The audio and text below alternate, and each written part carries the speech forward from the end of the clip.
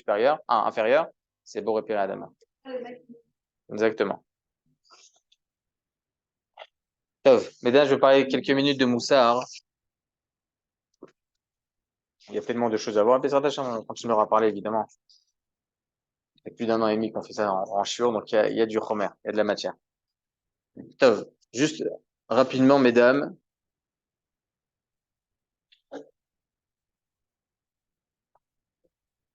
Évidemment, on est, encore une fois, toujours dans les situations un peu difficiles par rapport à cette période. Mais ce que je répète déjà depuis pas mal de semaines, c'est que les épreuves d'une personne, nous, le Ham Israël, on a toujours appris, on a toujours vécu et survécu avec ces épreuves-là. On a toujours appris, Baruch Hashem, à avancer. Et il faut continuer à avancer. Mais certaines fois dans la vie, nous, de tous les jours, pas spécialement par rapport à ce qui se passe encore aujourd'hui, mais par rapport à la vie de tous les jours, certaines fois, on se sent un peu délaissé, peut-être, par Hashem. Des épreuves de la vie qui font que on sent pas qu'on a un rempart, on sent pas qu'Akadosh Baruch Hu est avec nous. Je pense que la personne qui a été le plus éprouvée, mis à part évidemment Abraham, Israël, Yaakov, etc., ça a été Yosef Hatzadik. On a vu ces dernières parachiotes, mesdames, le retour des frères qui sont partis voir en Égypte parce qu'ils étaient la famine dans leur pays. Ils se retrouvent face à leurs frères, Yosef Hatzadik, et il n'a aucune rancœur vis-à-vis d'eux. Yosef Hatzadik, à l'âge de 17 ans, il a été déjà mis dans un puits, ensuite repris, vendu à des Ishmaélim, ok, ramené en Égypte, écrit dans le Midrash qu'il y a eu Hachem Ishmael pendant tout ce derrière là, ce chemin jusqu'à l'Égypte. Ils lui ont donné des coups, etc. Il y a écrit dans le Midrash pas mal malheureusement, d'épreuves qu'il a vécues pendant tout ce long voyage jusqu'en Égypte. Ensuite, il a été mis dans la maison de Potiphar, Sarah Tabachim. C'est-à-dire quoi, Sarah Tabachim? Est-ce que c'était un cuisinier? Pas du tout. Sarah Tabachim, c'était le plus grand bourreau qui était d'Égypte. Ok, c'était le plus grand bourreau d'Égypte. Il tuait tout le monde à Shemishmor. Et lui, il se retrouve, Yosef Hatzadik, Yosef, le petit Yosef, le fils de Yaakov Avinu. Il se retrouve dans cette maison tellement impure d'Égypte. Et là, il est éprouvé par la femme de Potiphar, comme on le sait tous, pendant bien des mois et des mois et des mois, jusqu'au moment où, après avoir vécu tellement de choses, la femme de Potiphar, vraiment, elle arrive à bout, elle essaie de le faire tomber, et il se détache. Et il arrive, Baruch Hashem, à faire face à ce Yetzara, il s'en va, quitte à laisser son habit derrière lui, preuve irréfutable qu'il a peut-être, Hazé Shalom, fait des choses avec cette femme-là, et peut-être son mari allait le tuer. Mais il voulait pas, Hazé Shalom, mettre de côté la Kedusha, la sainteté de son père, Yaakov. Mesdames, lorsqu'on vit une telle épreuve, et qu'on arrive au Hashem à vaincre notre Yetzirara, on se dit, Hashem, il va tout me donner. C'est la classe assurée. Et là, qu'est-ce qui se passe? Yosef, en prison, pendant 12 ans. Il aurait pu se dire à ce moment-là, Hachem, t'exagères. Franchement, t'exagères, Hachem. Avraham Avinu, la même chose. Il a été éprouvé, ça je vous avais fait un shiur dessus. Éprouvé, jusqu'au moment où Kadosh Baruch Hu dit, tu vas tuer ton fils. La Akedat Yitzhak. Et il y va. Avraham, il y va. Il va pour tuer son fils. Al tinach yadecha lanar, val taslo meuma, kivarech avavarcha, varber zaracha, kachov hashamayim, etc., etc. Ne le touche pas. La classe, Abraham. D'accord? Il a réussi à faire ce qu'Akadosh Baruch Hu lui a demandé, presque au point de tuer son fils. Et là, Baruch Hashem, Akadosh Baruch Hu lui demande, ne le tue pas. Il revient dans sa ville. Il se dit, je vais raconter ça à ma femme. Des Modaot, Sarah Imenu, Al Niftera, etc. Comment Al Niftera? Bah, elle a entendu que t'es parti tuer Israël. Et là, qu'est-ce qu'il fait, Abraham? Il aurait pu jeter sa kippa, et là, c'est bon. Oh. Qu'est-ce qu'il fait, Abraham? Vaïspod, Abraham, les Sarah, Velifkota. Il fait des expédies, il la pleure un petit peu. Parce qu'Akadosh Baruch Hu, il m'a encore éprouvé. C'est des épreuves difficiles. Et pourtant, ces grandes sadikim-là, telles que Abraham et Yosef, ils ont réussi à tenir. Comment Yosef? Moi, je prends plus l'exemple de Yosef. Abraham avait quand même. D'accord? Yosef Hatzadik. Il a été jeté non seulement par les frères, regardez ce qui est écrit dans Midrash. Pour prendre la décision s'ils allaient le vendre ou pas, il devait être 10 personnes, les frères. Ils étaient que 9. Binyamin, il n'était pas là. Lui, Yosef, bon, pas concerné, c'est la victime. D'accord? Qu'est-ce qui va se passer? Comment on va pouvoir. Reuven, il n'était pas là, il était déjà parti. Il devait revenir après. Qu'est-ce qui prend la décision avec tout le monde, mesdames? Hachem, vendez-le. Donc, il a ni Hachem avec lui, ni son père, parce que lui, son père, lui, il pense qu'il est mort. Les frères, c'est lui qui l'ont jeté. Sa mère, Rachel, a une Niftéra. Qu'est-ce qu'il a? Même Hachem l'a jeté, qui est le Shalom. Pourtant, Yosef a dit qu'il reste. Et il reste. Et il est éprouvé, il est éprouvé. Vous savez pourquoi, mesdames? Regardez ce que dit le Khatam Sofer. Le Khatam Sofer, il nous explique ce qui est écrit dans le verset. Vaï Yosef ish masliach bakele. Yosef, il était considéré en prison comme ish masliach, comme un homme qui était dans la réussite. Sur quoi il était dans la réussite? Vous savez ce qu'il disait, le Khatam Sofer, hein? Il disait qu'en fait, tous les matins, quand il se levait, Yosef Hatzadik, il disait, Ani Isliach, je vais y arriver. Akadosh Baruch Hu, tu vas m'aider. Bezrat Hashem, tu vas m'aider. J'entends souvent des enfants, quand on leur parle, je dis comment tu vas? Il dit Besséder. Faut pas leur apprendre ça, mesdames. Aux enfants, il faut leur dire Baruch Hashem. Dire, sortir de leur bouche, Baruch Hashem. Ishtabar Shemo. Leur faire sortir de leur bouche ce genre de choses. C'est important. Besséder, Akol Besséder. Non. Baruch Hashem. Et c'est ça toute l'exigence qui s'était pris sur lui, Yosef Hatzadik. Il disait tout le temps, Bezrat Hashem. Ça va aller. Masliach. Je vais y arriver. Toujours du positif. Toujours, c'est Akadosh Baruch Hu qui va m'aider. Et qu'est-ce qui s'est passé? On sait très bien ce qui s'est passé, mesdames, à la fin. À la fin, il a été sorti au bout de 12 ans. Paro, il rêve d'un truc bizarre, des bêtes qui sont maigres, des bêtes qui sont grosses, etc., etc. Jusqu'au point où Yosef, il devient le vice-roi. Et pourtant, comment? Prison vice-roi, surtout qu'il y avait des règles, comme dans tous les pays. La règle qui était en Égypte, c'était que un serviteur ou un prisonnier ne peut pas devenir prince ni roi. Akadosh Baruch Hu, il a tout changé. Comment ça se fait? C'est ce qu'il écrit dans le Midrash. Le Midrash nous enseigne que Al-Picha Isha Kolami. Paro, il dit à Yosef Hatzadik, de ta bouche, on va te suivre. Ce que tu diras, on te suivra. Par quel mérite? Parce que sa bouche n'a pas fauté avec Potiphar, la femme de Potiphar. La suite. Bigde Ameler. Paro, il lui a donné quoi? Il lui a donné les habits. Des habits de roi. Comment c'est possible? Parce qu'il a réussi à lâcher son vêtement vers la femme de Potiphar pour ne pas tomber dans la Havera. La suite. Tabaat Ameler. La bague. Comment ça se fait? Parce qu'il a même pas touché la femme de Potiphar avec ses doigts. Rien du tout. Mirkevet Amishne. Non seulement Paro lui donne des vêtements de roi. Il était petit Paro pourtant, hein. Il lui a fait à sa taille, donc vous en faites pas. D'accord? Les vêtements de roi. La bague du roi. Il lui donne aussi quoi? Mirkevet Amishne, même son cheval. Pour quelle raison? Parce que ses pieds, ils ont vite couru pour ne pas tomber dans la Havera. Et encore d'autres choses. Même, il a écrit Révi d'Azav, il lui a donné même un collier parce que sa tête ne s'est même pas levée vers la femme de Potiphar. Le Midrash nous apprend tout cela. Pourquoi, mesdames? Parce qu'Akadosh Baruch Hu, il n'oublie rien. Il n'oublie rien. Ce que je peux faire dans ma vie, le Meshanema, même les plus petites choses pour Akadosh Baruch Hu n'oublie rien. Alors, certaines fois, une personne, elle fait teshuva. Si je fais teshuva, j'ai réussi à faire Shabbat, Akadosh Baruch Hu va me donner une semaine magnifique, il reçoit encore d'autres claques, et d'autres claques, et d'autres claques. Je me souviens toujours de Yosef Hatzadik. Il s'en est reçu des claques, même après avoir réussi à se détacher de la femme de Potiphar. Il s'en est pris encore des claques, et encore, et encore, et encore, pendant 12 ans. Se souvenir toujours de Yosef Hatzadik. L'homme échané. Donc une personne allait éprouver. On est dans ce monde, mesdames, en malade, soit qu'on le veuille ou non. On vit, Baruch Hashem, tout va bien. Et on espère qu'Akadosh Baruch Hu ne nous emmène pas des épreuves difficiles. D'accord? Mais il y a toujours des petites épreuves de la vie. Il faut pas tout de suite tomber dans la dépression. Ça n'existe pas, ça.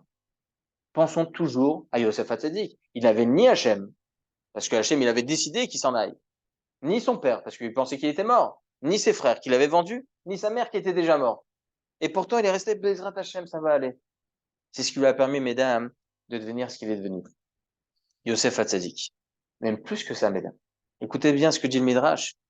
Le Midrash nous apprend que si Yosef Hatzadik était tombé dans la Havera, le Ham Israël ne serait jamais sorti d'Égypte.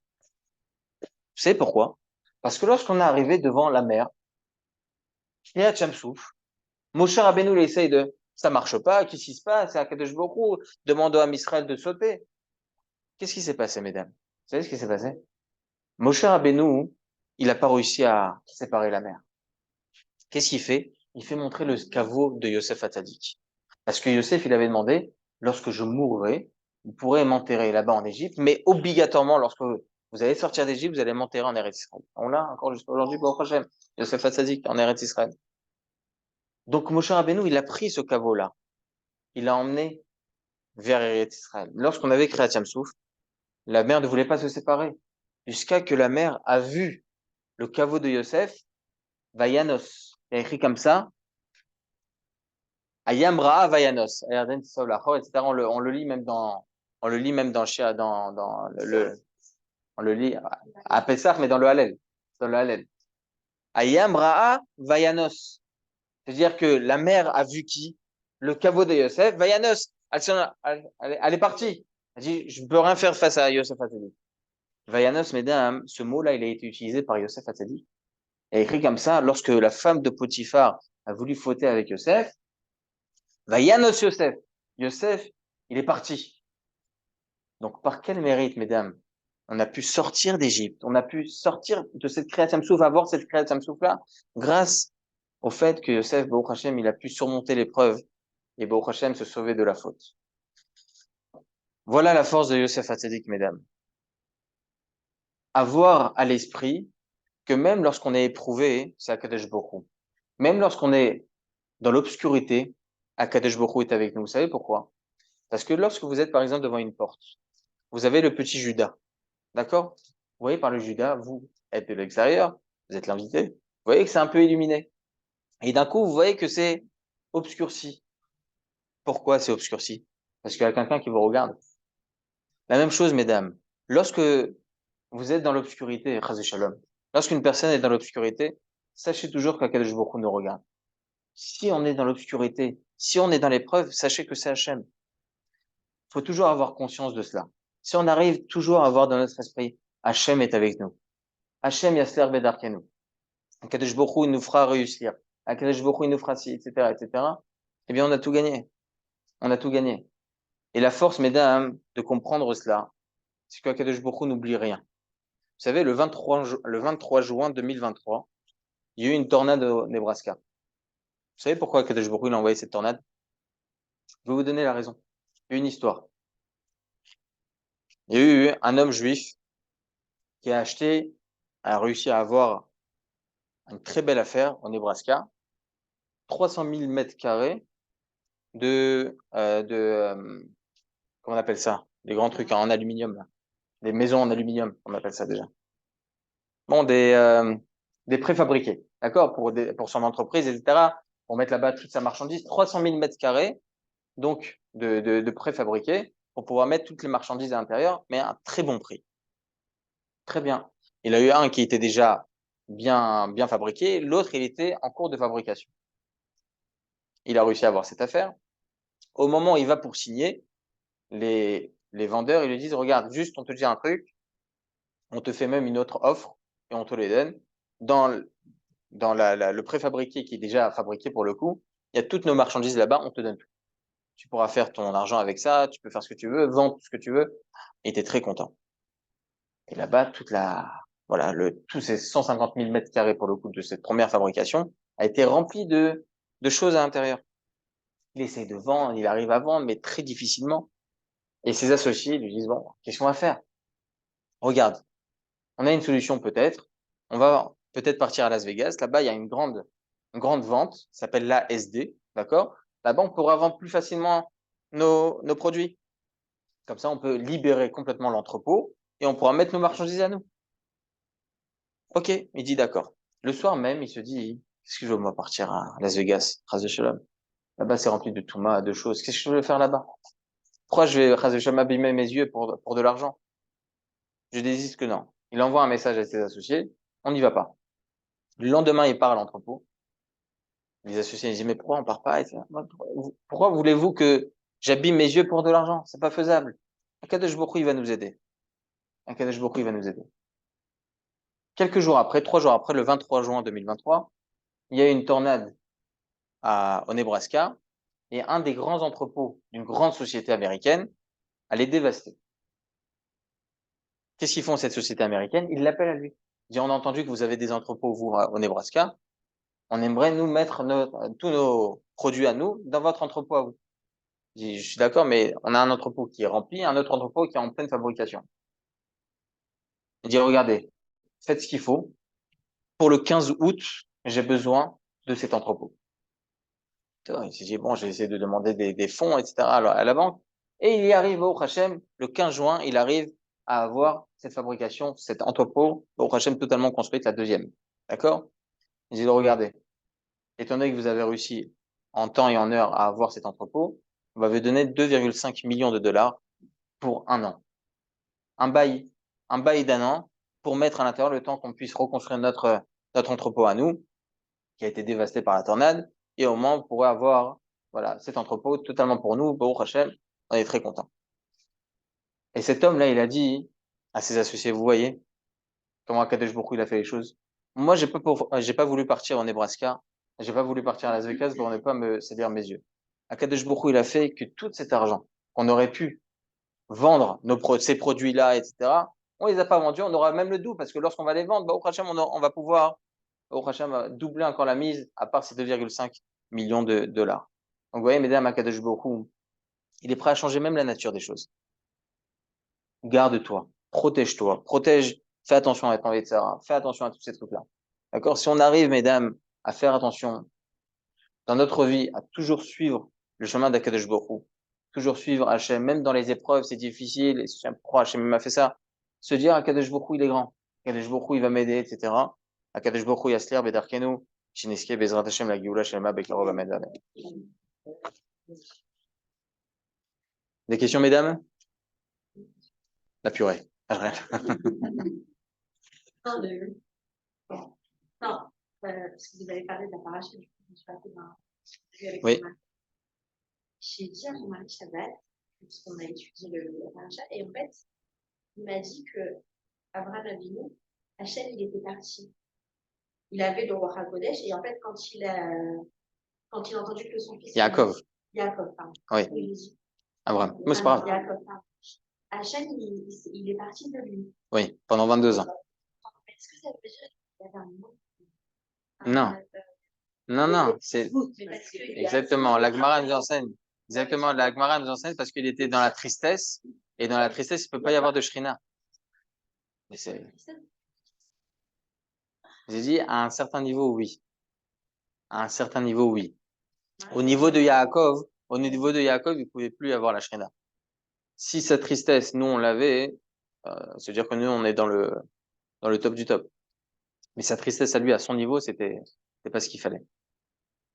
Et donc, c'est juste parce qu'il était triste que Hachem n'a pas pu... Il ne peut pas y avoir de shrina. Magma, il dit, s'il y a de la hazvout, il ne peut pas y avoir de shrina. Dans sa situation, c'est pas normal qu'il est triste. Bien sûr. Le problème, c'est qu'à un certain moment, il a su que Yosef, il était vivant. Par Serach Batacher. Et pourtant, il est quand même resté triste parce qu'il avait peur de sa situation spirituelle en Égypte. Bon. Voilà, c'est Yaakov Avinu, quoi. Ok, mesdames? Chazak ou Baruch, j'ai inscrit la Géoula et des